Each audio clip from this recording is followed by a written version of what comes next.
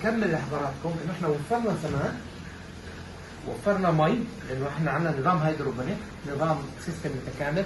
شو فائده السيستم؟ اعطاني دقه في القراءه، البي اتش، الاي سي، يعني كميه العناصر الغذائيه اللي احتاجتها الفراوله راحتها مضبوط. البي اتش اللي بيعادل لي البي اتش المي المحلول اللي بيعادل لي البي اتش المي راح مضبوط، فبالتالي بحصل على نبات هيلثي. انا في المحصله وفرت نسبه عاليه من السماد، وفرت مي، اعطيت قراءة دقيقة. هاي الانجكترز اللي هي بتسحب السماد حسب السيتنج اللي احنا حاطينه.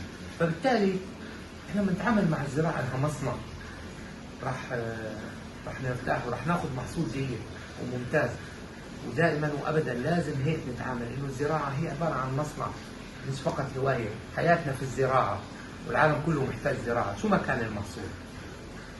وكلكم ادرى مني واعرف مني. بالاخير بحب اقول لكم تذكروا دائما وابدا شعارنا: المزارع يستحق الافضل. يعطيكم العافيه.